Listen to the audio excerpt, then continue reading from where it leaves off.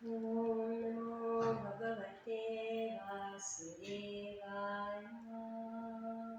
Om Namo Bhagavate Vasudevaya. Om Namo Bhagavate Vasudevaya. Om Namo Bhagavate Vasudevaya. Om Namo Bhagavate Vasudevaya. Om Namo Bhagavate Vasudevaya. Narayanam Namaskritya Narayanam Namaskritya Naram Chaiva Narottamam Naram Chaiva Narottam Devim Saraswatim Vyasam Devim Saraswati Vyasam Tato Jayamudire Tato Jayamudiyet Nashtaprayeshu Bhadreshu Nashtaprayeshu Abhadreshu Nityam Bhagata Sevaya Nityam Bhagavate Sevayam Bhagavate Uttama Shloke Bhagavate Uttama Shloke Bhaktir Bhavati Naishtiki Bhakti Bhakti Naishtaki Om Jnanatirandhasya Jnananjanashalakaya Chakshurunmilitam Yena Tasmai Shri Gurave Namaha Shri Chaitanya Manobhishtam Sthapitam Yena Bhutale Swayam Rupa Kadamahyam Dadati Swapadahantikam Vandeham Shri Guru Shri Yuttapadakamam Shri Gurun Vaishnavamscha Shri Rupam Sagrajatam Sahana Raghunatha Vitam Tam Sajeevam Sadvaitam Savadhutam Parijana Sahitam Krishna Chaitanya Devam Shri Radha Krishna Padan Sahagana Lalita Shri Vishakhan Vidamascha He Krishna Karuna Sindhu Deenabandhu Jagatpare Gopesha Gopika Kanta Radha Kanta Namaste Tapta Kanchana Gaurangi Radhe Vrindavaneshwari Vrishabhanusuti Devi Pranamami Hari Priye Vancha Kalpataruyascha Kripa Sindhuvya Eva Cha Patitanam Pavanebhyo Vaishnavebhyo Namo Namah Jai Shri Krishna Chaitanya Prabhu Nityananda Shri Advaita Gadadhara Shivasadi Gaura Bhakta Hare Krishna Krishna Krishna Hare Hare Hare Rama Rama Rama Hare Hare Namo Vishnupadaya Krishna Snehadite Prabhupada Dvitiya Shri Guru Swami Subhaktaras Vihalabhyam Bhaktivedanta Chakravarti Namo Vishnupadaya Krishna Snehadite Shri Bhaktivedanta Swami Namaste Saraswati Devi Gauravani Pracharani Nirvishesha Shunyavadi Paschacharya Shukrani Mukham Karoti Vachalam Pangum Nandavati Vidyatvipatamaham Vande Shri Guru Devi Hare Krishna. So we come to a crucial section now. What we've been waiting for since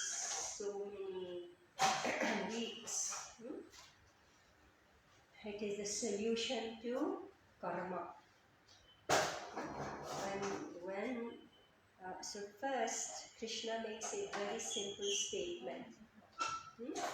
Krishna makes a very simple statement. He said that the intricacies of action and reaction cannot be traced. It's so complicated. I don't know, it's like so tangled up. All the action and reactions of our lives. So we can't figure out what it is, but what should we do? Let's just run behind it a bit. Text 17, the intricacies of action are very hard to understand. Therefore, one should know properly what action is. You should know how to behave, what to do. What is forbidden action and what is inaction. One who sees in action, meaning we should have knowledge. Alright? We can't remain in ignorance. It's so easy when something is just going on, so we go along with it, but the laws of nature will suddenly give one jhatka, right? You can't go on, right? As if everything is okay, right? Like a child, they grow up, and at some point, so they may succeed, they may so-called fail, whatever it is, and then you just give in, okay, let me just relax, everything is okay, I'm a failure, let me just relax. No, you can't relax. The laws of nature will give one boost that you will have to work harder, right? So here, text 8. So you need to know, so one who sees, meaning you should know, should be able to see.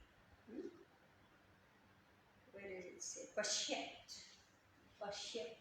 Meaning that you don't just read, you should be able to perceive. You should know what's happening in your life. Right? A human being, from age of 5, you're supposed to go to school and learn all this. Right? So you should know, you should be able to understand how the laws of nature is working in your life. Right? So one who sees inaction in action. So when I'm working but there is no karma. And who sees action in action. Who sees karma. When somebody is just sitting doing nothing. So he sees there is reaction also in that. Is intelligent among men. I must become intelligent. The title of this chapter is Transcendental, meaning you're supposed to be intelligent. Right? Krishna is giving intelligence. Right? One is understood to be in full knowledge with every endeavor. Now Krishna is making a statement. How will you become free from karma? Right? How will you become free? So every endeavor should be in full knowledge. You should be conscious what you are doing. You should have full clarity of thought so that your decisions are clear. Right? Not clear to go to hell, right? But clear to make sure there is no karma bandhan. So that endeavor has to be devoid of the desire for self-gratification. Now remember, Krishna is speaking Bhagavad Gita to liberate the soul from the cycle of birth and death. Alright? And if you don't have such a motivation, right, then no need to read Bhagavad Gita. So therefore, those who are in this system of varnashram, system of bhakti, right? They should follow this instruction.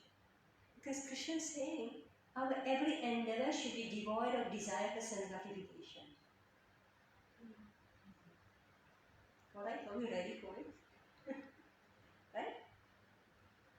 Every endeavor should be devoid of desire for self gratification.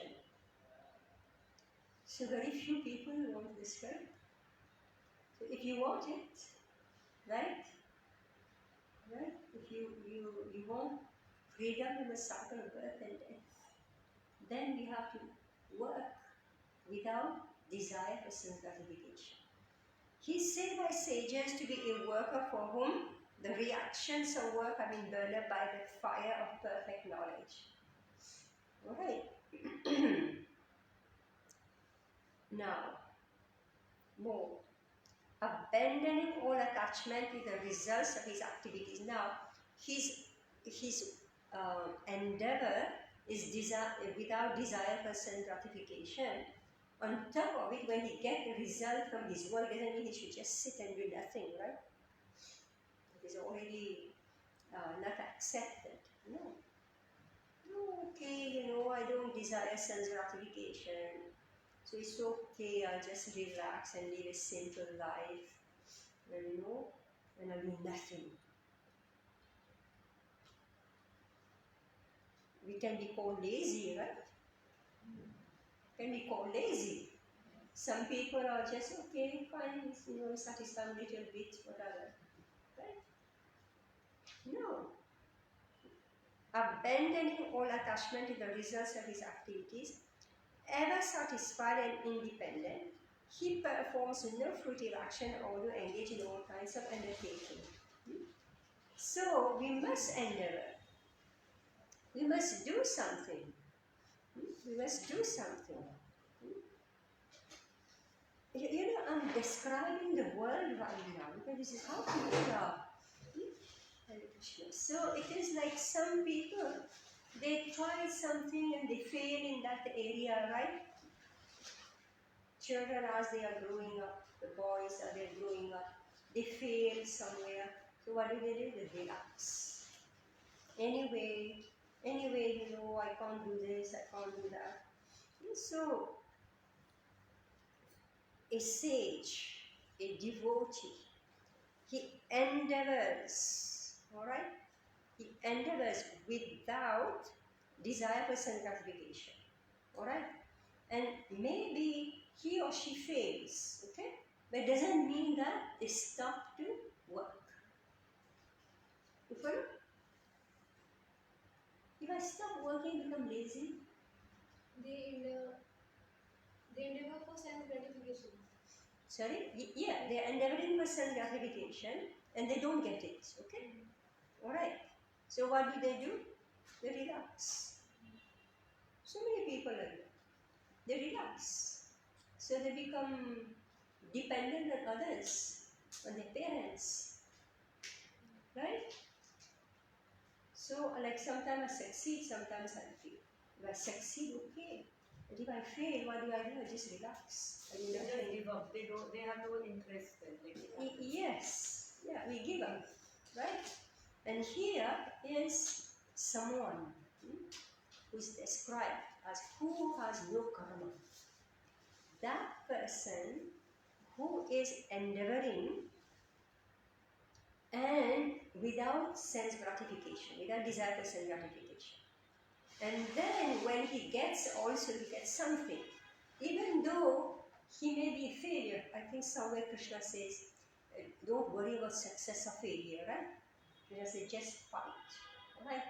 So even whether the person is succeeding or is failing, but the person continues in that line, right?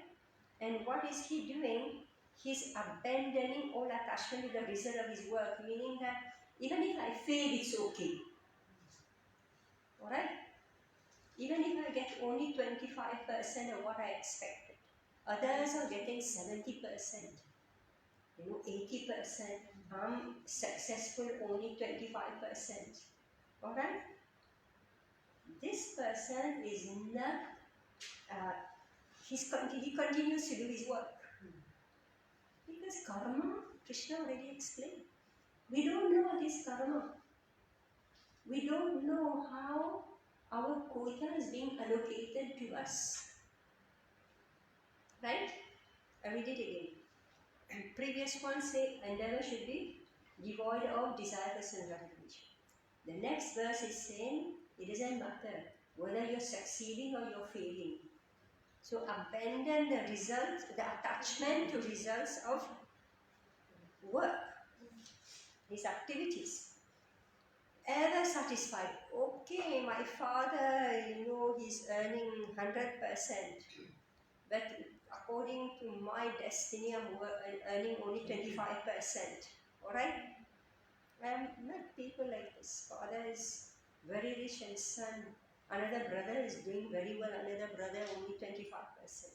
His shop is always empty. Alright? Ever satisfied and independent. He performs no fruitive action or to engage in all kinds of undertakings. It is practical thing that Krishna is giving here. How you can be peaceful. Never compare yourself with somebody else. Because destiny is giving whatever is our due. Alright? It's giving us whatever is our due, we are getting. So therefore, we abandon attachment to the results of activities. Alright? It's not that I should stop working. Previously, Krishna says, no. You have to continue to work. Alright? And you accept, ever satisfied. Alright, I'm earning 25%, my brother is earning 50%, my father is earning 100%. I am satisfied, alright, and independent. How? Tyaktva karma phala sangam nityatrika nirashaya.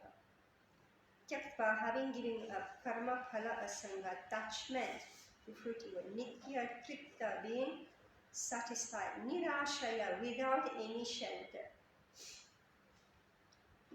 Karmani abhipavritaha, being fully engaged. So, ever satisfied and independent, he performs no fruitive action or engage in all kinds of undertakings. See, such a situation is possible only if you are engaged in devotional service. Alright?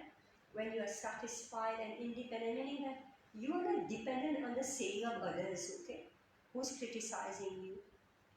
Nirashaya, without any shelter, except Krishna's shelter. Right? Oh, how come your one brother is doing so well, one sister is doing so well, and you are not doing so well? Dependent on the opinion of others. Right? This is called freedom. Remember that even as devotees, meaning we have accepted the path of Krishna consciousness, we are chanting, we are following different, etc., etc. Our karma is with us. Alright? Just read.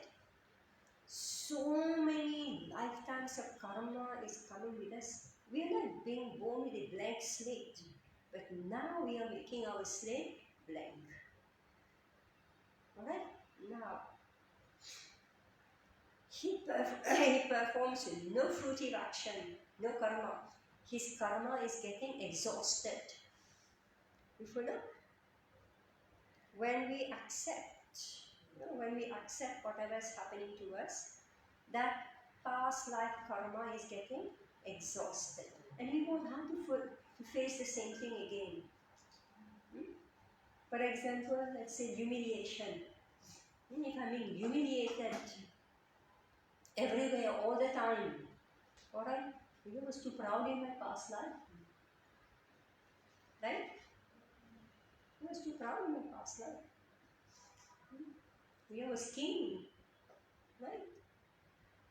I was bossing around people. Too proud. So Krishna now makes me become pauper. Right?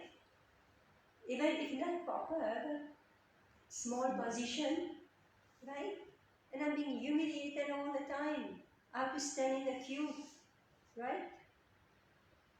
I have to stand in the queue. Wherever you go, somebody tell you, queue's behind. Right? No VIP treatment. Whether in the temple, no VIP treatment, or in the shop. Right? In the queue.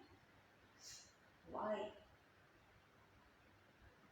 Pastor, if I accept and I don't feel the humiliation, alright?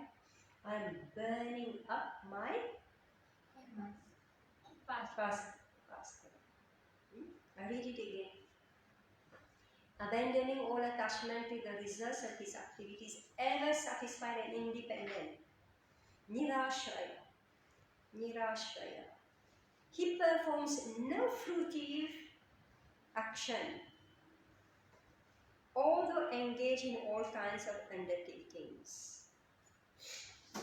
These are all mysterious instructions, knowledge. I don't know how many millions of times I've read all this, but still, I'm sitting with you and so, oh, that's what it is. It is having very deep meaning. Yeah. We need to come to that level. It takes time and Well, it takes knowledge. And you have to prepare yourself for those. Well, this is knowledge, right? From age of 5, Kamara Acharit Pragyo. From the age of 5, Prahalad Maharaj said, we must learn this philosophy of Krishna consciousness, right? Then the child is more ready to face the world, right? If I have 100 kids in one school, they have same teacher, right? They will come out with their own destiny, right? They will come out with their own destiny. When they leave the Gurukul at the age of 20, 23, they will leave the Gurukul. They step into the world. Now they were well, sheltered, right? As soon as you step out, now the race starts. You don't know what is your destiny. If we have studied Bhagavad Gita, I won't collapse. And I won't be elated. When something good happens, I'll be elated. When something bad happens, I come down, right? We remain balanced. The happiness will reach its peak and then you have to come down, right?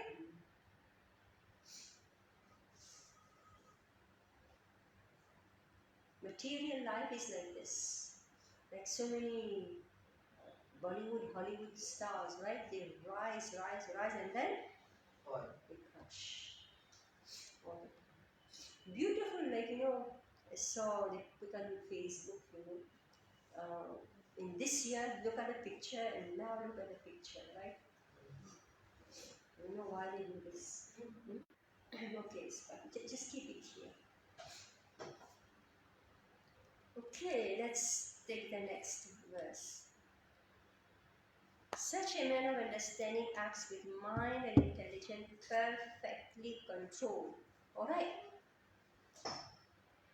So here, such a man, how did he become a man? He was a boy before, right? He got trained in the Gurukul. So, because he has got a proper understanding. Such a man of understanding acts with mind and intelligence perfectly controlled. So he doesn't become a thief. He doesn't become a cheater. Right? He doesn't think, or he doesn't become depressed and take drugs and drinks himself to death or smoke, right? When people have no understanding, this is what they do. Such a man of understanding acts with mind and intelligence perfectly controlled. Gives up all sense of proprietorship over his possessions. So now he knows that whatever I own actually doesn't belong to me. Alright? It belongs to the Supreme Lord. I have been given a quota. Alright? So what does he do? He acts only for the bare necessities of life. Thus, working, he is not affected by sinful reaction. So he's satisfied with whatever he receives.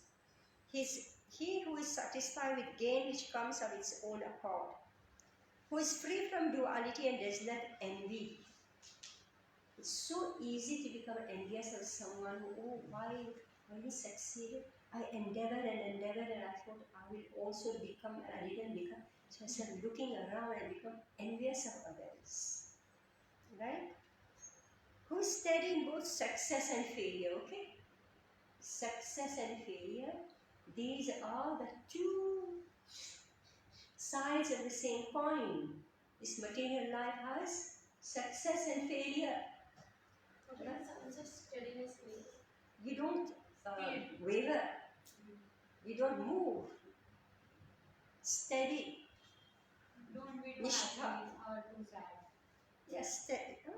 Who is steady in both success and failure, meaning you don't become depressed when you fail, and you don't become elated when you're successful. Right? If I win this prize, so immediately I become very happy. And then suddenly, after some time, so many people become envious of me, and then they start doing everything to pull me down. Right? This is what the material world is about, right? You're so afraid to let people know your success. Yeah, then. Right? Because you're too much nazar, right? And depression also. Huh? Many. So therefore you become depressed. They pull you down. Right? So better. So if you don't show your happiness. Okay? So you are steady. What does it say? Yadrichaya labha santushto dvanda tito samatsaraha vimatsaraha sama siddhava siddhocha. Sama, steady. Siddho in success, asiddho failure. Alright? Such a person is never entangled or performing actions. Believe me, only if you are doing service for Krishna, then you can do this. If you are working for yourselves or your families, alright, you can't do this. You have to shift. You need to shift your consciousness, your motivation, that it is for Krishna. So only a devotee can be like this. Krishna speaking to who? Arjuna. To Arjuna. Alright? Text 23. The work of a man who is unattached to the modes of material nature, who is fully situated in transcendental knowledge, merges entirely in transcendence. So, I just said it. We need to be a devotee. Right? Devotee meaning that he's beyond the three gunas. Meaning that even if he's shaken by the gunas, he again come back to neutrality. Right? He doesn't just tamas, okay, I failed, so let me just go and sleep. Anyway, I failed, let me go and sleep. No.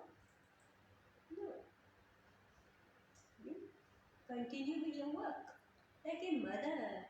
Can a mother ever go and sleep if the child has failed? Can a mother ever go and sleep? No. Right? You have to work. Right? You still have to go in the kitchen, you have to feed the child. You have to still drop the child to school, you have to bring the child. Right? You have to continue with your work.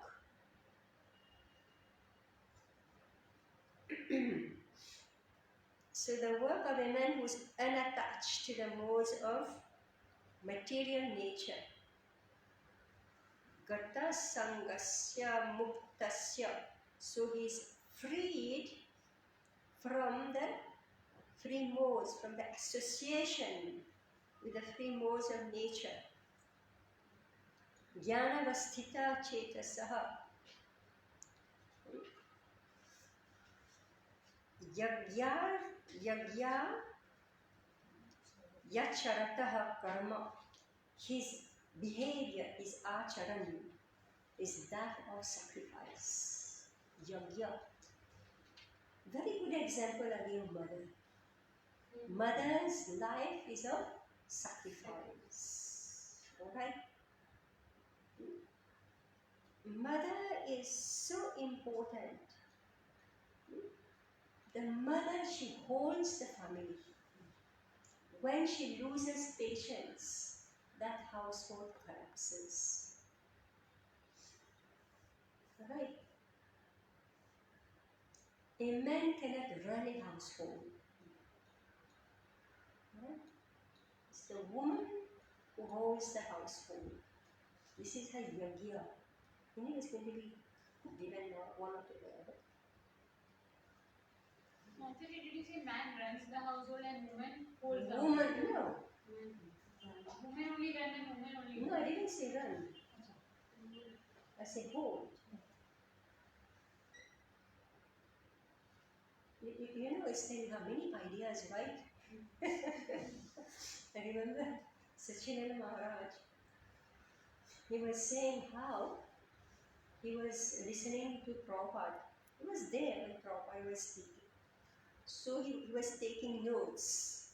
Srila Prabhupada was speaking, was taking notes.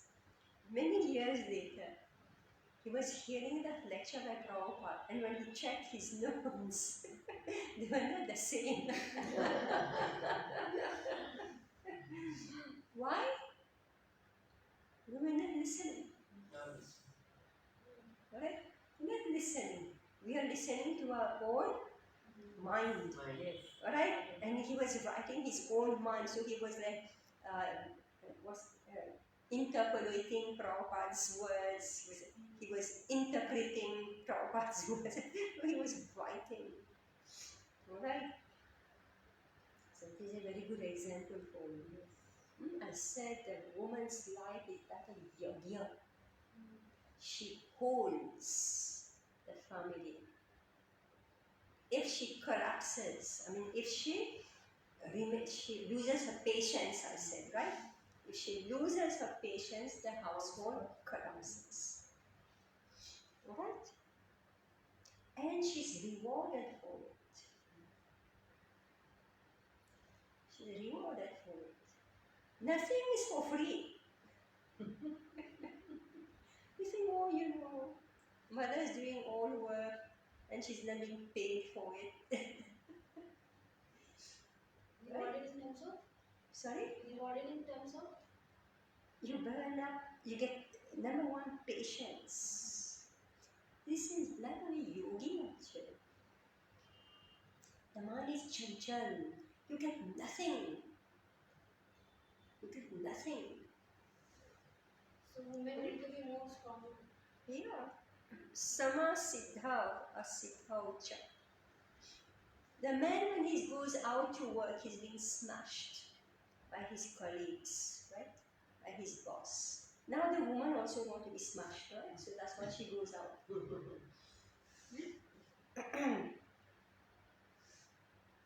So that was a division of labor. The woman, she has to be steady because the man, this is from 4th canto of Bhagavatam somewhere.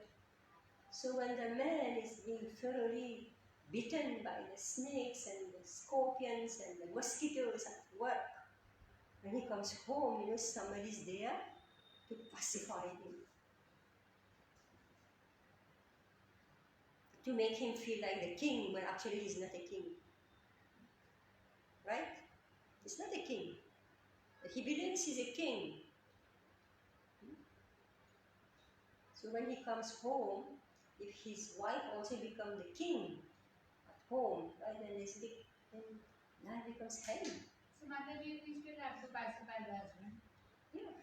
Like you said, he's not a king, so but we have to make him. Yeah, it will make me feel he's the king. That's the role of the mother and the role of the wife. To make, you know, what did you do? The husband come from home, you had all dinner, lunch, everything ready. Whatever he says, he'll give orders, you say, yes, sir. right? At work he's saying yes sir there. At home, whatever he says, yes, yes, yes, right?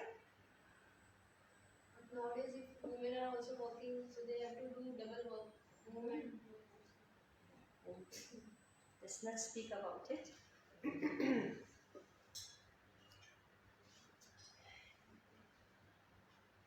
It's a major disaster, but let's understand the principle. Alright? Understand the principle here. I took it from Yagya Charata. And I was focusing that on the woman who has to go and work outside the house. Alright? I'm speaking about the woman who is doing her own duties, which is within the home. Alright? This is Yagya. This is her Yagya. Because we are women here, that's why I spoke about it. Yagya acharataha karma samagra praviriyate. The work of a man who is unattached to the modes of material nature and who is fully situated in transcendental knowledge merges entirely into transcendence. Speaking about women working outside the home, actually, it's not that women don't support the men in the work, but they work from home. That has been the tradition. They don't like step out and accept another boss. Alright? They work within the home, within the family. Because of this nuclear family, so now you have to go and accept another boss. Like they work in the family as in what work? Family business manager. Yeah, yes. So, if the husband is not earning sufficiently, then the woman has to support. Right? She teaches children. Now, most women what are they doing? Teachers. Hmm? Teachers. They are teachers, most Yeah, women. like the woman I know. Okay. They are behind computers, right? Right? They are behind computers. Instead of doing menial work at home, they're doing menial work in offices. Right? 90% of all in top position. No. They're Right. working on that. Right. They are doing, that's why machine came and pushed them out. It's mechanical work, right? I remember this lady, I asked her, why is it that there is people just drop their work like anything? Why? Why they can't just stick to one work? She explained to me, she said they are bored. See, whatever they're doing is so boring. So why it's boring? Because it's mechanical. It's menial work, it's mechanical, feeding. I remember this girl, she came, actually we had put up an advertisement for service. She came running. She wanted to work, but she stayed very far. And then I told her, why do you want to change from so far? She told me, Mataji, boring. So they are replacing all these men and women with machine. Right? Some relief to the mind now. So now they have to find real work. Right? You actually go and find what is pleasing, what is satisfy the mind. Anyway, I have to put a big seminar here if I'm to get into all it. But understand the principle of how to be free from karma. Alright? Text 24. So this is like this verse 24. It's like a sutra, you would say. A sutra, an aphorism, a statement about how to be free from karma and let me say this, like a truth given in a concise way. the synopsis. The synopsis of whatever we follow, or it's the opening sentence about how to be free from karma. Text 24. So I read this again. Brahma Arpanam. Whatever you are doing as your Arpanam is Brahman. Brahma Havir, meaning in that yagya, fire is there, right? You're putting ghee. Ghee. So this ghee is Brahman, the consuming agent. Brahma Gno, the effort that you're putting in is Agni, right? Brahma Bhutam, and whatever you're offering. Brahma Eva Tena Gantavyam. So this is definitely Brahman, meaning the offering is Brahman, the Havi, meaning that whatever you are, the act of offering Brahma Arpanam, this is the act of offering, the Brahma Havir, that agent which you are giving. So this is like the ghee, you have a yagya, you're putting in ghee, this is Havir. Then Brahma Gno, that fire that is generated by putting in the ghee. Brahma Hutam, and the offering itself, the Brahmana Hutam, you who doing the offering, everything is Brahman. A person who is fully absorbed in Krishna consciousness is sure to attain the spiritual kingdom. So what would be the result of working in Krishna consciousness? We attain the spiritual kingdom. Because your every action A to Z is only to satisfy the Supreme Brahman.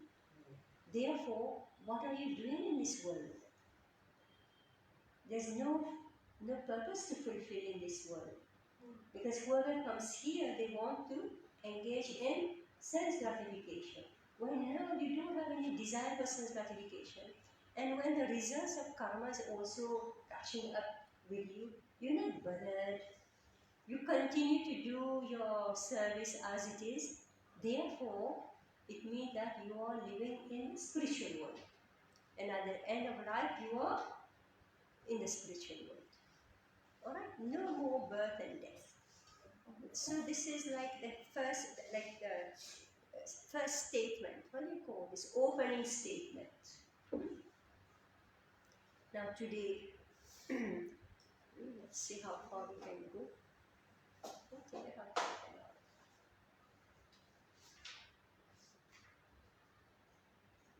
Devam Evapare Yagyam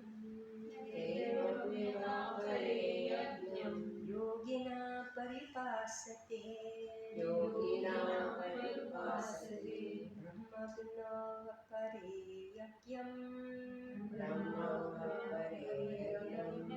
Yagyene Gopajuhuvati Nikileshwari, take this, just take. Word to word meaning, Ashwin. Yes.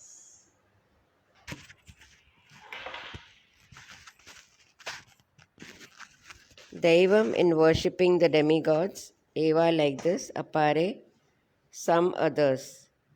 Yagnam, sacrifices, Yogina mystics, Pariupasate, worship perfectly, Brahma of the absolute, Brahm of absolute truth, Agnav in the fire, Apare others, Yagna sacrifice, Yagnana by sacrifice, Eva thus, Apanyuvati offer. Some yogis perfectly worship the demigods by offering different sacrifices to them. Some of them offer sacrifice in the fire of Supreme Brahman. Okay, I'll just explain this. It's so complicated. Yes. Alright, if we read and it Complicated take too much time. Alright? So some yogis, now Krishna starts with this. Remember I said only a devotee can work in this way. Now Krishna is giving different categories of people how they can work on this level of Brahman and they can be free from the result of work. Some yogis perfectly worship the demigods by offering different sacrifices to them. So this is the first one. So this is worshipping the demigods. And some of them, they are offering sacrifice to the Supreme Brahman. So already two categories. Demigod worshippers and those who are offer sacrifice to Brahman. Okay, let's see now. As described above, a person engaged in discharging duties in Krishna consciousness is also called a perfect yogi or first class mystic. Alright?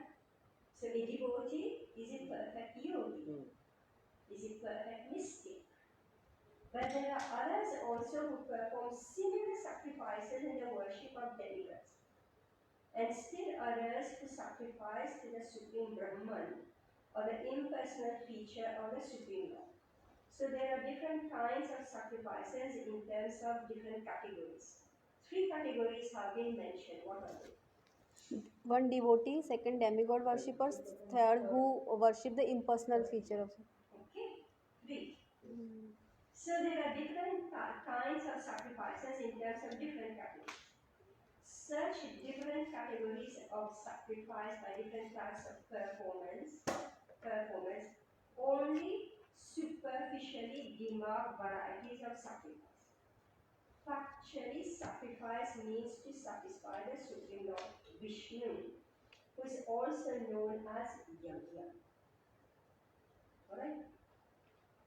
All the different varieties of sacrifice can be placed within two primary divisions, namely, sacrifice of worldly possessions and sacrifice in pursuit of transcendental knowledge.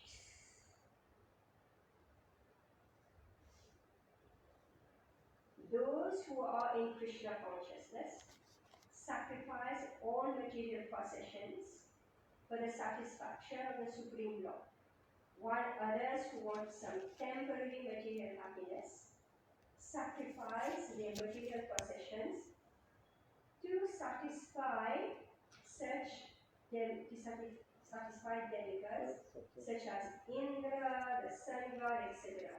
And others who are impersonalists sacrifice their identity by merging into the existence of impersonal Brahman.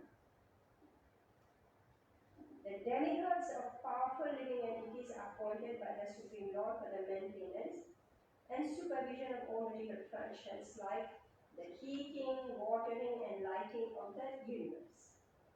Those who are interested in material benefits worship the demigods by various sacrifices according to the Vedic rituals.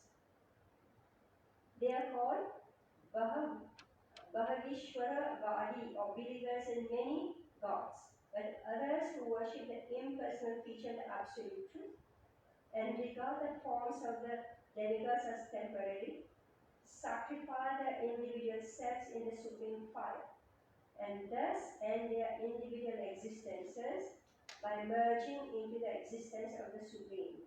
Such impersonalists sacrifice their time in philosophical speculation to understand the transcendent nature of the Supreme. In other words, the fruity workers sacrifice their material possessions for material enjoyment, whereas the impersonalist sacrifice his material designations with a view to merging into the existence of the Supreme. For the impersonalist, the fire altar of sacrifice is the Supreme Brahman, and the offering is the self being consumed by the fire of Brahman.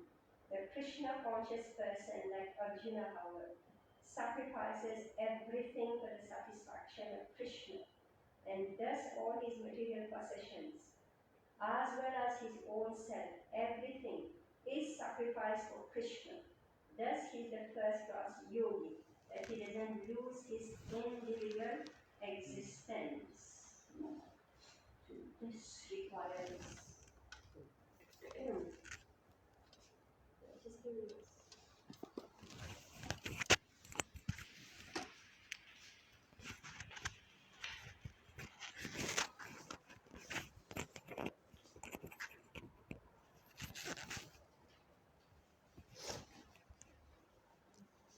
So here we are. So 3 categories. Who are they? Demigod worshippers, Demigods and impersonalists, and Bhagwan. Devotees. Devotees. All right? Everybody is going to perform sacrifice, okay? Devotees, then Impersonalists. the fruitive workers, then the impersonalists. Just give me another marker. This is not.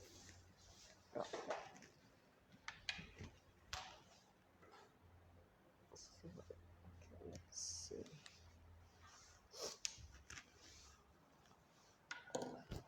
Where did it go? So this fruitive worker, what is he sacrificing? Possessions.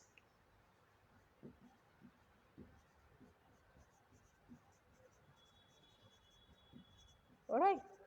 And what does he? How does he sacrifice it? Demigods. Yeah, he offers them to devas. All right. The impersonalist, what does he sacrifice? Identity. Yeah, his own self. And where does he sacrifice it? To the Brahma, right line. Yeah, Brahman. All right. All right. And the devotees? What do they sacrifice? Whatever is theirs, everything. They sacrifice all possessions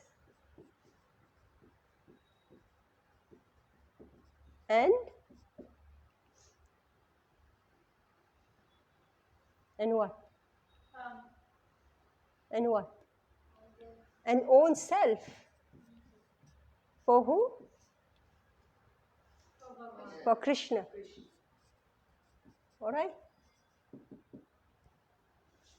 They do yajna. So this is the fire. They do yajna for the demigods. Right? And this one, he burns himself. Brahmagno.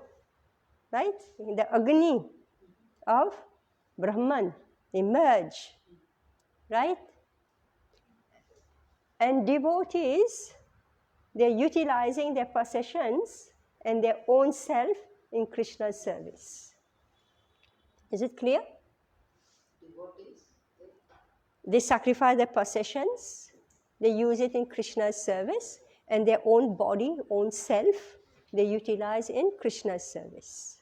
Impersonalists don't have anything offering, like they don't offer any position.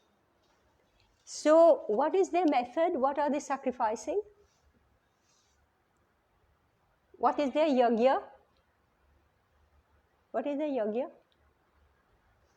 Identity. No, this is the end. What do they do? Here, the fruitive workers are sacrificing their positions, right? And the impersonalist, what is his method? Knowledge.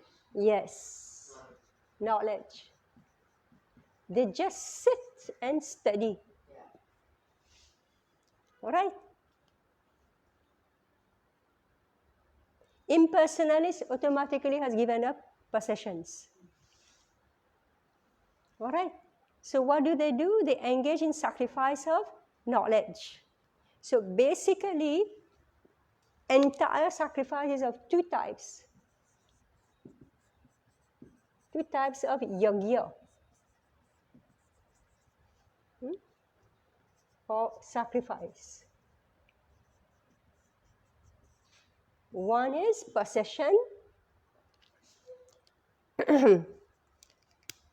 One is possession.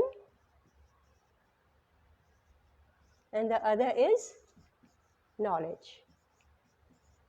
What are we doing? What are we doing? Devotees. We are taking knowledge also, and we are giving our names also, manna also Like from our mind, Pers- body, and Let's read it again. What devotees are doing.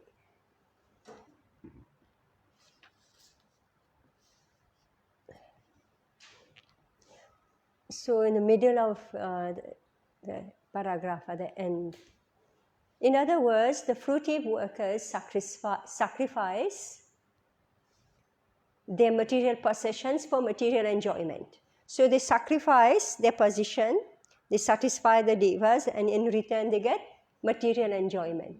All right?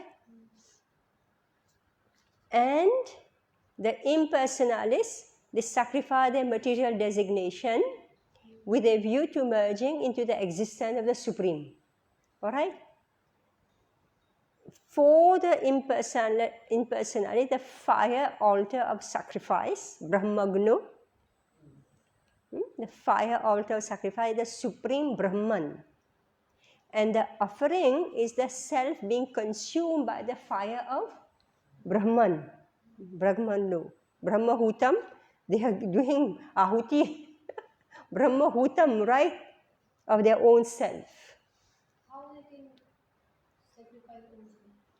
They merge in Brahman. Knowledge meaning they understand the difference between body and soul. Aham Brahmasmi. Alright, they understand I'm not the body, I'm soul.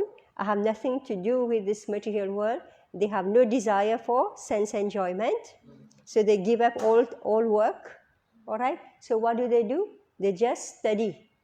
How do they maintain themselves? The way everybody does. They go begging. Right? They're mendicants. And they're satisfied with this little bit. Alright, sannyasi, this is what they do. And the whole time, what are they doing? They are just studying. See, you need time to study. Right? Isn't it? You ask any householder, say, I'm busy. Right? But here, so they're sannyasis. Right? They're sannyasis. The whole. Possessions automatically is not sacrificed if somebody sacrifices their own self, so possession is by default included in this. Yes, he stopped possessing, right? He's already stopped possessing. but like devotees, not Now, this is the impersonalist, okay? Then, the Krishna conscious person, like Arjuna, however, sacrifices everything for the satisfaction of Krishna. And thus, all his material possessions, as well as his own self, everything is satisfied for Krishna. Right? Krishna told him, you fight. He said, I don't want to fight.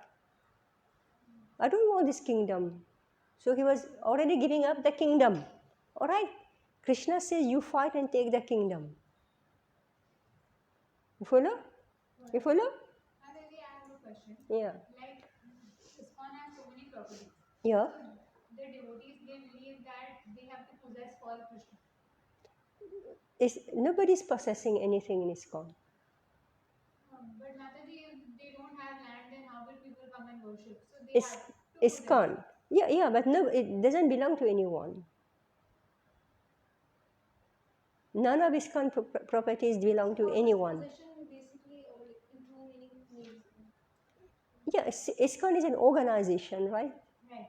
It's an organization, right? That only I'm saying. Yeah, it's an organization, so it belongs automatically to Krishna, right? Nobody's putting, my name, okay, this is my room, this is my office, this is my... No, nothing belongs to anybody. All right. Hastinapur was belonging to the Kauravas, right? Yeah. That is possession. Right. All right? This is possession. So he said, I don't want. So he was sacrificing his possession, but in mode of ignorance. Right? He said, okay, leave it. Give it to the Kauravas. Give it. And they are thieves. Right? He said, leave it. Why? They are my own relatives. Right? So Krishna says, this world belongs to me. Right. And if they come on the throne, they are going to create Kali Yuga. right? The way we are today. So Krishna says, no, I want you to sit. So that's why it comes that he is sacrificing his own self. He sacrificed his own self. So Krishna said, no, you sit on the throne. So he sat on the throne. All right? You follow? Not like Kauravas, right, who are going to fight to snatch away from Krishna and they will sit on the throne, right? You follow? Is it clear, Sangeeta? All right? Devotees combine both fruity workers plus impersonators. Fruity workers, they sacrifice to satisfy the devas for more sense gratification. Devotees, their sacrifices to satisfy Krishna that, okay, Krishna, you give me something in return. Right? Just like yesterday, I was in this doctor's clinic, so one lady was next to me. So she just asked me, what's the problem? So I said, this. Oh, okay. So automatically she said that, well, pray to the Lord that He heals you.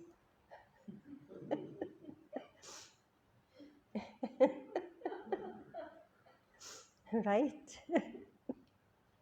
And here the reality is that there is no, death is for sure.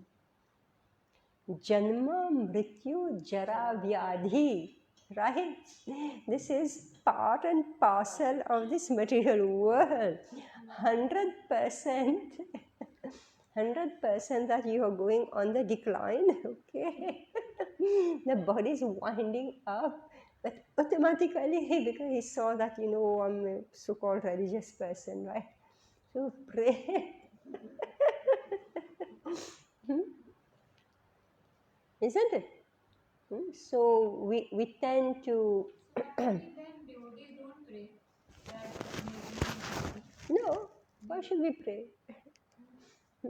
When the pinch is coming too much, we say, okay, yes, I've heard it, I've understood. But we don't pray that, okay, make me healthy so that I enjoy life ever after, right?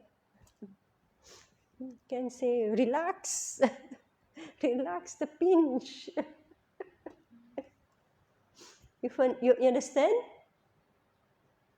We have to prepare for death. Those of us who are a certain age, right? We have to prepare for death.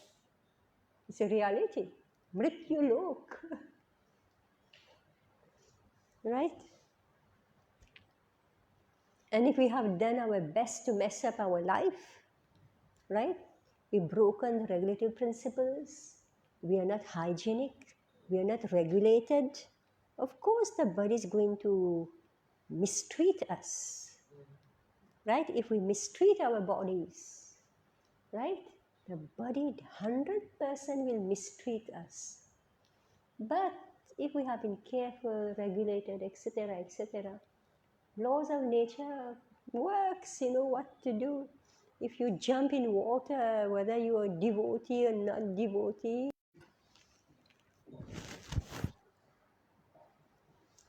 now we are text. You're getting an idea, right?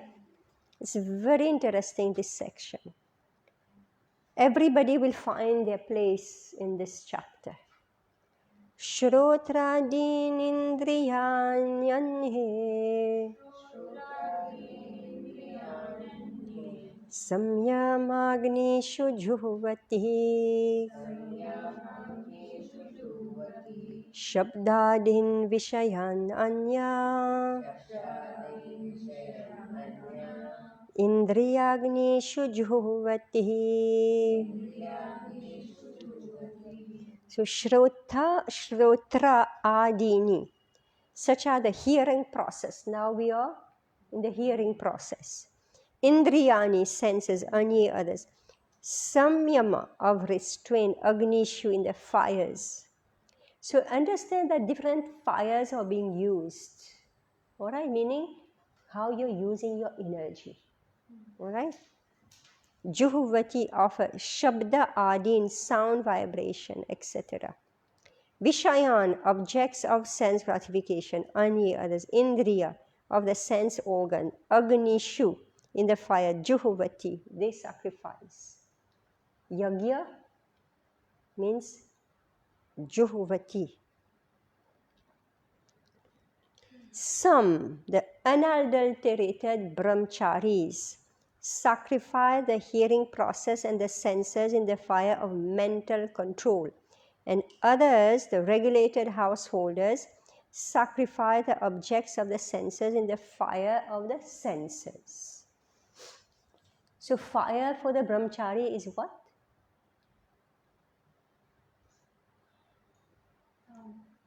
Devotional service. Please read. Yeah, yes. Like they mentally do meditation. Hmm? Meditation. No. The brahmacharis, what is their fire? Hearing process and their senses. Yes, they're sacrificing their hearing process. So all these kids who instead of studying, they're watching God knows what. All right? They're wasting their life. This is not sacrifice. They should put aside their phones. Right? And they should sit down and actually learn about Brahman, who they are. They should not just learn technology, right? Hearing is also sacrifice. Yes, so the brahmachari is sacrificing, he's sitting and listening. And when he's listening, he is learning how to control his mind and senses, right? Not that he start keeping a girlfriend, all right? The brahmachari, unadulterated brahmacharis. So they are hearing, they're studying. This is what you mean by hearing, you're studying. You hear from the teacher, right? So the result of this hearing is that you control your mind and your senses. All right? So what are they offering? They're offering their hearing process and their senses. And what is the fire? It is the mental control. All right? So they have capacity, they have the tejas to control their mind and their senses if they are hearing properly. And the householders, what are they doing? What is their sacrifice? Objects of the senses. Yes, meaning all the sense gratification. So how are they sacrificing? In the fire of senses. So they are controlling their senses. The members of the 4 divisions of human life, meaning the objects of senses are there, but they are controlling their senses. Like they like jalebi but they're not eating. Sorry? They like jalebi but they're not eating. Why not? They offer to Krishna and eat. Yes, but Not too much. Not too much. Not too much. Yes. Okay. If 1 jalebi satisfies, you need 4 jalebis. Why 8, 10? Yeah. Understand? Brahmachari don't eat. Why they don't eat? Like there is, what is the basic difference between brahmachari and like household? Yes, let's read. The brahmacharis, they spend their life in study. The householders, they go and earn, they get money, and they want to enjoy life. Brahmacharis don't have money. They don't have bank balance. When I was a child, no child had a bank account, right? Nobody is unheard of for a child to have a bank account. Never. You had a few paisa, right?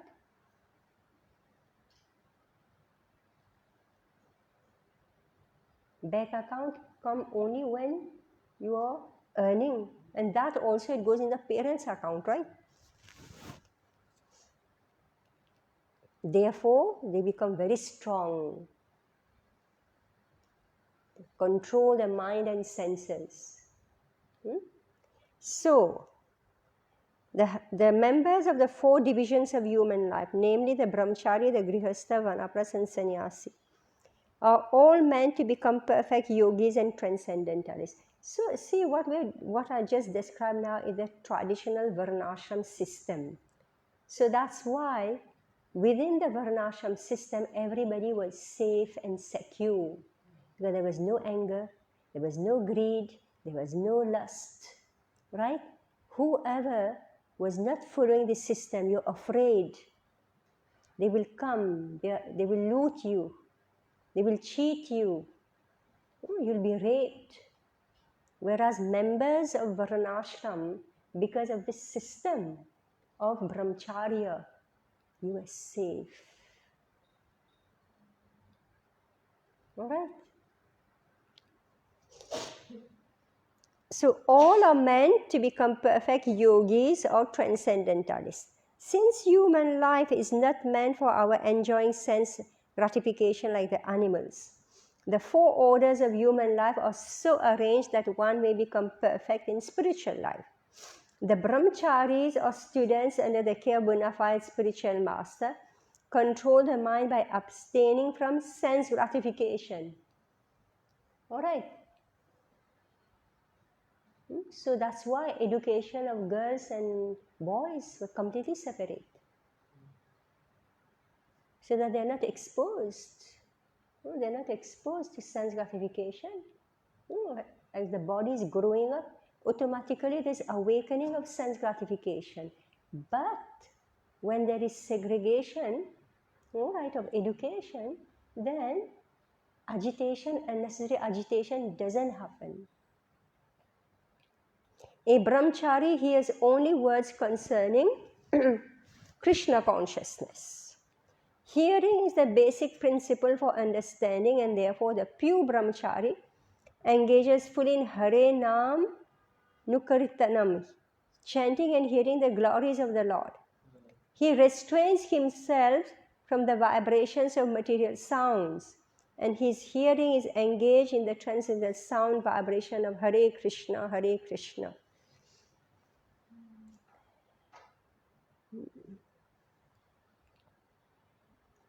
Similarly, the householders who have some license for sense gratification perform such acts with great restraint. Sex life, intoxication, and meat eating are general tendencies of human society. But a regulated householder does not indulge in unrestricted safe sex life and other sense gratification. Marriage on the principles of religious life is therefore current in all civilized human society, because that is the way for restricted sex life. All right. So what is the sacrifice of the householder? Restraint in sex life. He's satisfied with his wife. All right. When there is no marriage, it means unlimited partners, right? Whereas when there is marriage, Vihva samskar, samskar, put in your head that you're a married man, you're a married woman, you've got duties. When there is no Viva samskar, there's no duty, free partnership, right? Free living. No contract on either side, right? You walk in and out as you feel like. And therefore, there's no restraint. There's no restraint, right? When you're married, how many children can you have? How many children can you have? Right? You have to feed the children. You have to take care of them, right? You have to go to work, right? So naturally there is restraint. See, previously, people were working on farms. So having many children was good. Right? If you have your own business, it's good to have many children. Now, one child is so expensive. all your life earning goes in that one child. Right? So therefore people don't want children. They think children are burden.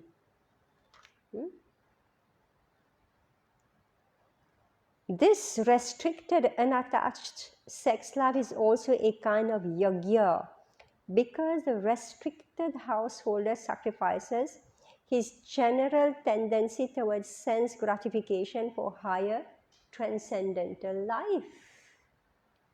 So he's regulated. So he knows that if I will do my duty, I will have a higher birth. Like the woman we said earlier, she will do her duty, she will have a higher birth. Same with the man. If he fulfill his duties, he has a higher birth.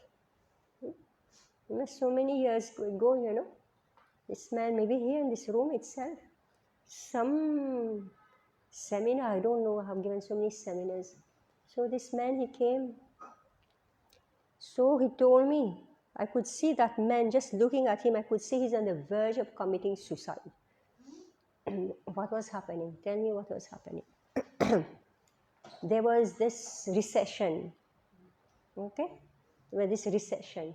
So his business was crushing. All right? He has 2 boys. And in his mind, it is his duty to make sure each boy has a house that is worth 5 crore. All right?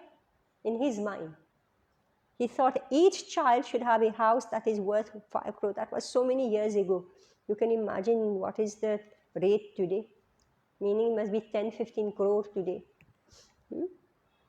This poor man saying this is my duty to give a 5 crore house to each of my son. He saying that his duty. It's not his duty. It's not his duty. So I don't know whether he understood or not, or he got convinced or not. Need to learn. What I need to learn Bhagavad Gita. So because the whole world expect you to do this, you have a status quo, right, to maintain.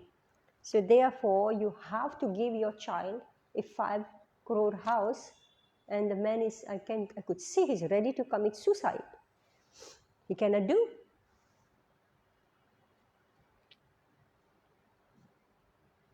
Mataji, as a parent, they only need to make sure that the child is on the right path, like religiously and spiritually give them knowledge. And their material situation is already decided. By their past karma. Yes. So their only duty is that to make sure that their child becomes little bit of a devotee, how much ever possible. Yes. Yes. And whatever best education you give, it doesn't mean that the child will come and earn in for you or for himself, right? What if he become a drug addict? Which happens, right? Finish.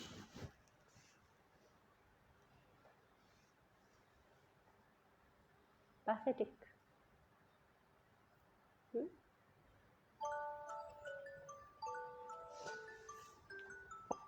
Okay, I think we should stop here. Getting very intense, no? One more. 27. Just decline. No, it's too intense.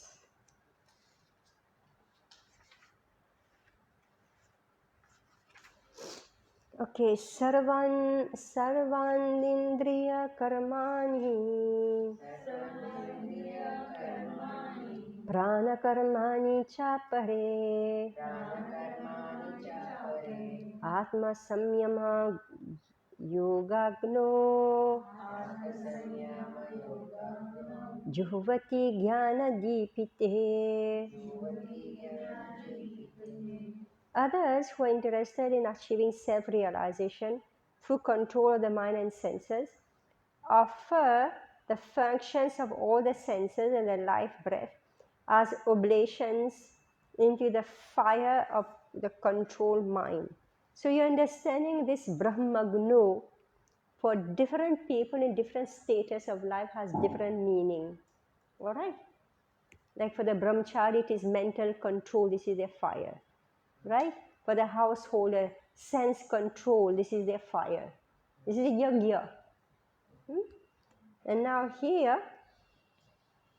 the yoga system conceived by Patanjali is referred to herein. In the Yoga Sutra of Patanjali, the soul is called Pratyak Atma and Parag Atma. As long as the soul is attached to sense enjoyment, it is called Parag Atma. But as soon as the same soul becomes detached from such sense enjoyment, it is called Pratyak Atma. The soul is subjected to the functions of 10 kinds of air at work within the body. And this is perceived through the breathing system. There are 10 pranas in the body as you breathe in and out. So these are the function of the 10 prana. The Patanjali system of yoga instructs one on how to control the functions of the body's air in a technical manner, so that ultimately all the functions of the air within become favorable for purifying the soul of material attachment.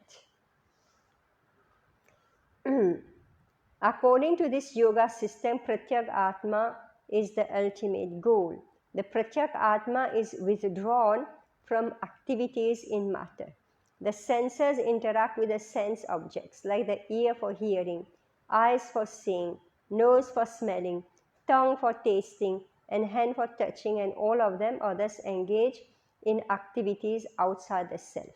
They are called the functions of the Pran Vayu. The Apan Vayu goes downwards, Vyan Vayu acts to shrink and expand, Saman Vayu adjusts equilibrium, Udan Vayu goes upwards. And when one is enlightened, one engages all these in searching for self-realization. So this particular verse is referring to the yoga system of Patanjali. So see, we are sending out all our senses in order to experience the world. This is Parag Atma. Pratyag Atma meaning we are withdrawing inside. So that's how this yoga is a technical way. When he even stop eating, right? Even hold the breath. All right. He will breathe. You remember how Dhruva Maharaj, he was practicing this type. When he held his breath, the whole world was suffocating. Right? He will live only on dry leaves. So he doesn't depend on this. So this is the technical way. So this is his sacrifice. And what is the purpose? It is self-realization, to dissociate the soul from the gross and subtle body. So the gross body is connected to the subtle body through the prana vayu. Alright, so he is manipulating the prana in order to dissociate his gross body from the subtle body. So therefore the outside external bodily activities will come to minimum. I don't know how that works. Is it technical? Prabhupada says it's a technical thing. Text 28. Dravya yagyastapo yagya yoga yagyastatha pare swadhyaya yagya yagyascha yataya samshitah vrataha. Now, okay. Having accepted strict vows, some become enlightened by sacrificing their possessions. So many we give donation, we worship the devas, so many things we do where you have to spend your possessions. And others by performing severe austerity, by practicing the yoga of eightfold mysticism, or by studying the Vedas to advance in transcendental knowledge. So some are sacrificing their possession, Some are doing very austere austerities, like, you know, going on pilgrimage, bare feet, tolerating rain, snow, etc., just to go out of the bodily concept. Right? Fasting in Chaturmas. Yes, so many things. These sacrifices may be divided into two various divisions. There are persons who are sacrificing their possessions in the form of various kinds of charities. All right? Possession, sacrifice of possession. So they give in charity. In India, the rich mercantile community or princely orders open various kinds of charitable institutions like Dharmashala, Anakshetra, Atithishala, Anathalay, and Vidyapit. In other countries too, there are many hospitals, old age homes, and similar charitable foundations meant for distributing food, education, and medical treatment free to the poor. All these charitable activities are called Dravyamay Yagya. There are others who, for higher elevation in life or for promotion to higher planets within the universe, voluntarily accept many kinds of austerities such as Chandrayan and Chaturmasya. These processes enter severe vows for conducting life under certain rigid principles. For example, under the Chaturmasya vow, the candidate doesn't shave for 4 months during the year, July to October. He doesn't eat certain foods, does not eat twice in a day, or doesn't leave home. Such sacrifice of comforts of life is called Tapomai Yagya. There are still others who engage themselves in different kinds of mystic yogas, like the Patanjali system for merging into the existence of the Absolute, or Hatha Yoga or Ashtanga Yoga for particular perfections. Alright, so one possession, one severe austerity, the other one is this Ashtanga Yoga.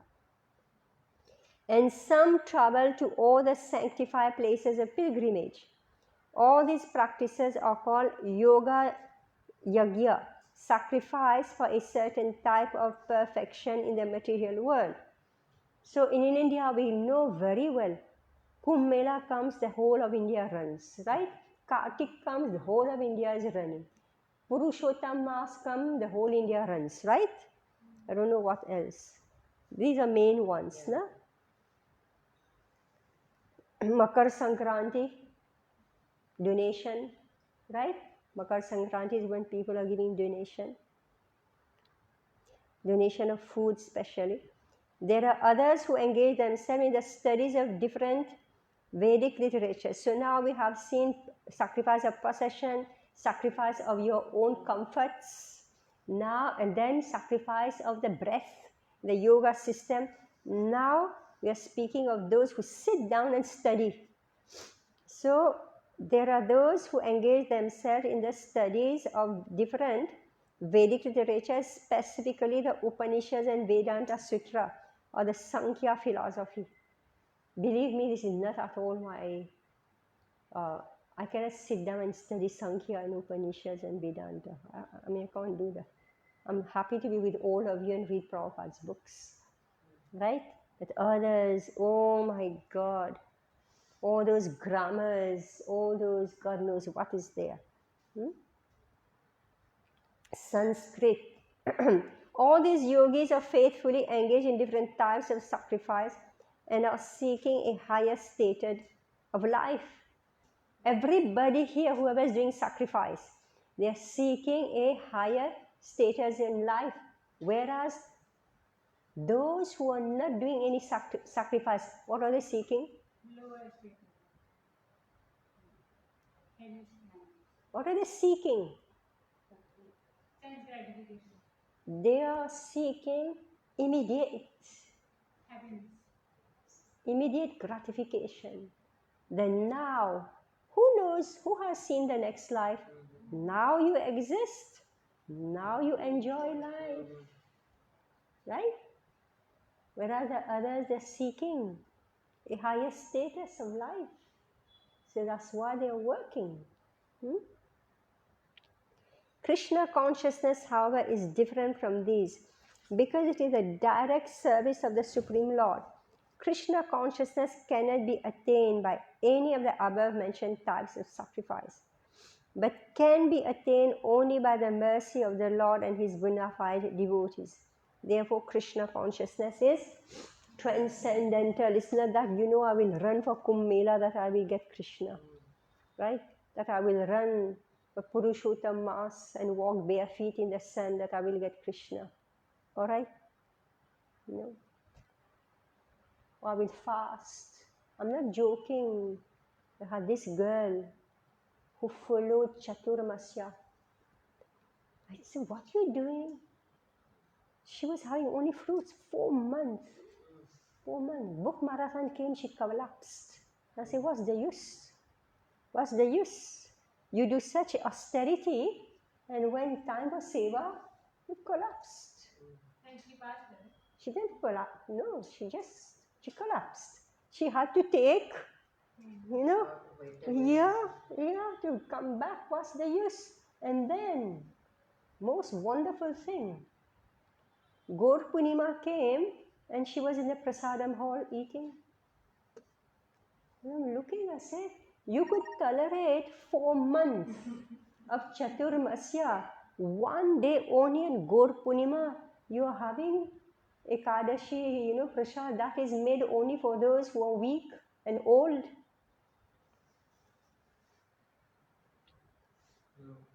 Nrsimhadev Chatur, I remember this devotee came and said, Mataji, you had your fasting food, and I'm looking at her.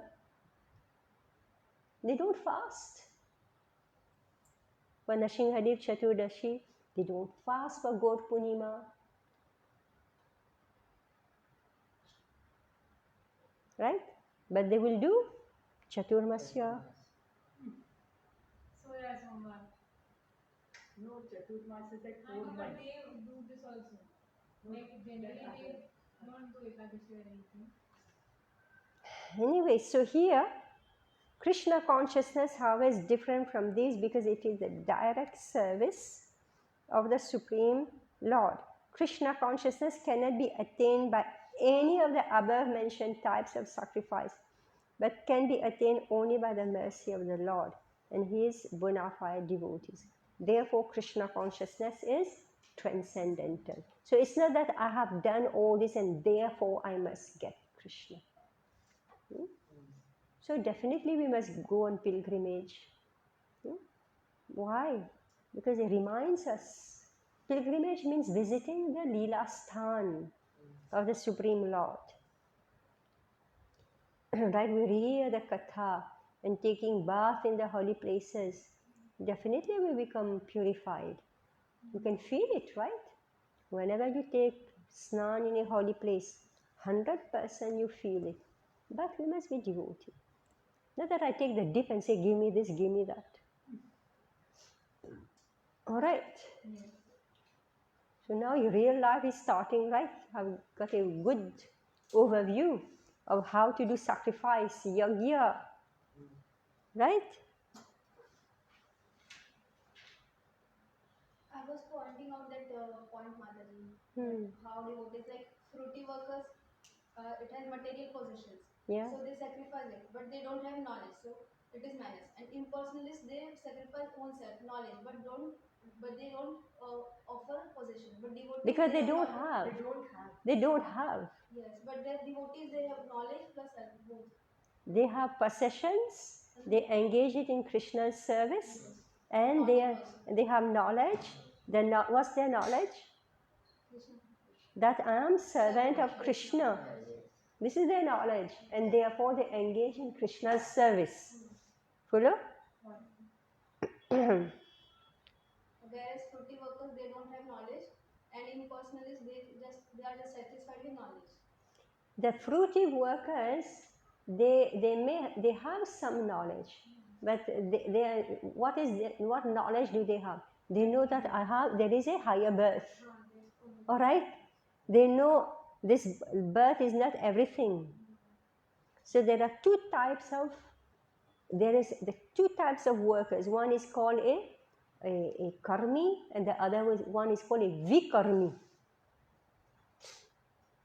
The vikarmi, he doesn't hesitate to commit any type of forbidden activities because he believes, enjoy life now. Who has seen the future life? Right? Right. Vikarmi.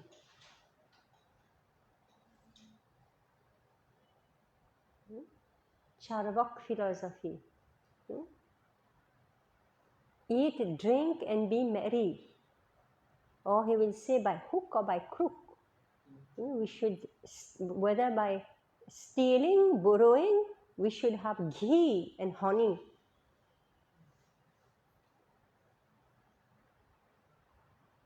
But enjoy life. Right? Now you're living, enjoy life. So there's no sacrifice for the vikarmis. There's no sacrifice, there's enjoyment only. The karmis, they are sacrificing something. That's why they're ready to donate. We just read here. Right? Prabhupada says, and they open the mercantile community, the Vaishya community, they open this dharmashala, anakshetra, right? Different things they open, they donate, right?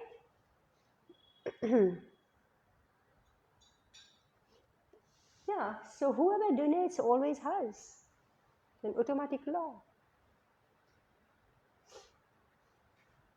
Those who are misers, they get nothing. They simply burn up their good fortune.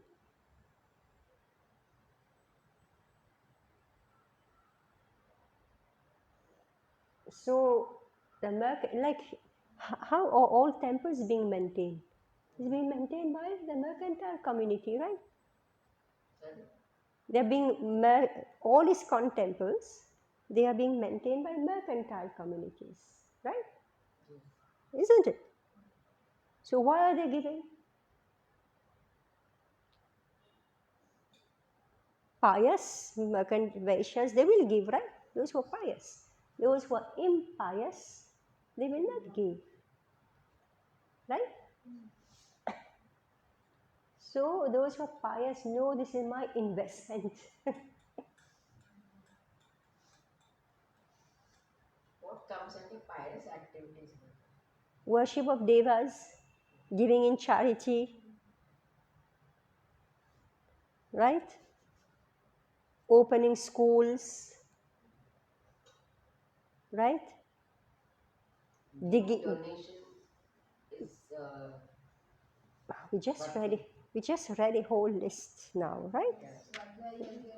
Where was that? Which one?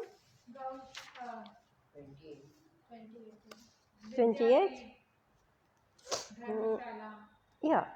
Dharmashala, Anachetra, Atiti Shala, guest house, right? Atiti.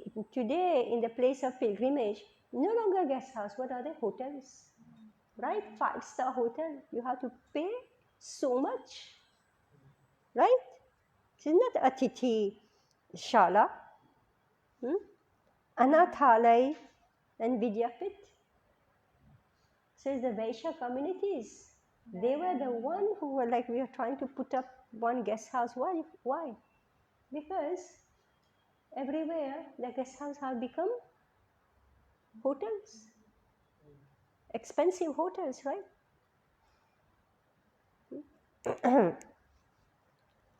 And Vidyapit. And Prabhupada is saying in other countries, hospitals, old age homes, distribution of food, education and medical treatment. All these charitable activities are called Dravyamay Yagya. So Srila Prabhupada says, even though in America they are so sinful, right? But why are they so opulent? Because they give charity. They give charity everywhere, they give charity. So they are opulent.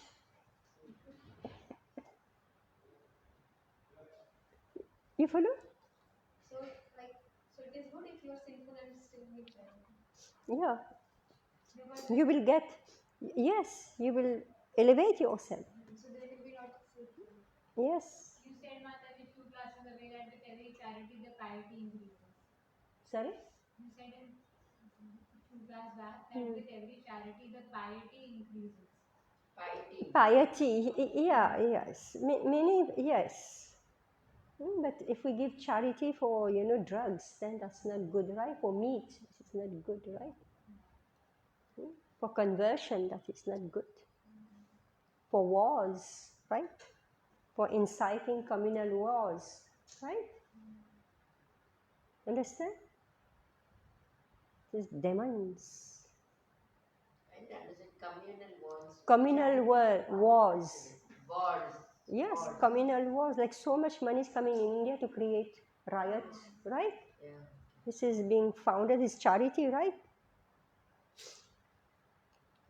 So you create division in a country, right? This is called charity, right? In mode of ignorance. So charity has to be given for proper causes. Like Vidyadan now, everybody please. Bhagavad Gita distribution, Vidyadan now. Distribution of knowledge, all these books. So Prabhupada followed this, he set up the same principle, right? Distribution of knowledge, of Krishna consciousness. All right, it's late. My God, it's very late. Mataji, Very I have a late. question. What? Mataji, right now, like marriage in my family is going on, like everyday festivities are there. So I met two people over there, and they were very old, like 28 and all. So they were just talking about how they want to get married. So I asked them that are you vegetarian? Because I have some Marwadi friends who will only get married in a vegetarian family. So then he said, no, I'm a pure non-vegetarian. So Mataji, to Pure non-vegetarian. another one said that he is a Brahman, like his family is the lineage, and in Worldly and all, there's a very big pandal that is set up every year, GSB. So he's from that line, but still he's also a non-vegetarian. So He's a Mataji, meat eater, you mean? yeah. So then Mataji, then what you do? Like then you have to like you can I like then I have to make a face at them, or should I just be like then what is like I can tell them no, you should not eat, but still like how much should you say? Well, you should give them Bhagavad Gita, right? You should convince them to read Bhagavad Gita. And one thing they should do, they should go to a slaughterhouse. All right? They should not go to the shop and pick their meat. They should go to a slaughterhouse. So many devotees became devotees and vegetarian by seeing a slaughterhouse.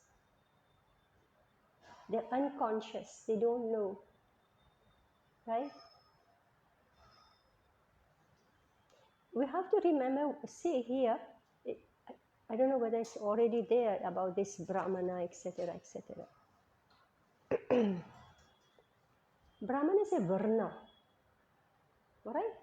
Brahmana, Kshatriya, Vaishya, Shudra, these are varnas. Varnas means what is your work, what is your occupation. Alright? So if you are a Brahmana, it means that your occupation is study of the Vedas. Alright? That was a joke. Right? Brahmana means somebody who is understanding Brahman. So you should explain. It is not a title. Yes, Mataji, I told him you're not Brahman, you're Dvijabandhu. But in parties, how less they care, na? They only want to do casual talk. So if I Yeah, so still whatever we are able to say, right? We should say Brahmana, no. It's an occupation. Like you say, I'm a doctor. You don't say my father is a doctor and I'm a doctor, right? yeah. It's an occupation. So therefore you have to study. And qualities of a Brahmana, you should know. Samo Damastapa Socham. Right?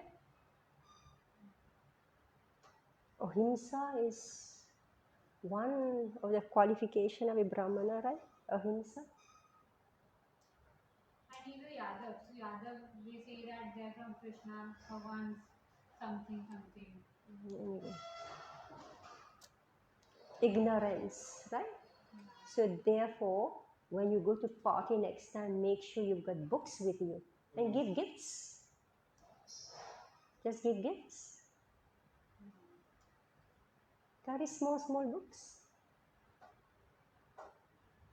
Right? Nobody will listen to you. So say, check out this book. Right?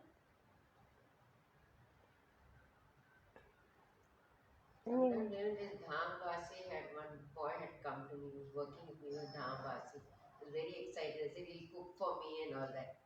But they don't follow such, they have their own ways. But not like, how Krishna conscious some. Yeah. You can't Yeah, so even if they are Dhamvasi. Even so many Dhamvasis are here, right? So many have come from, wherever I walk around, somebody say, yes, I'm from Mathura, I'm from this Kashi, I'm from this, Benares, right? So many Dhamvasis. What are they doing? Right? You have to remember that India has been conquered. He said, I want to earn more money, I want to go to Dubai, I want to earn more money, I have to make a house. Okay, Hare Krishna. Thank you.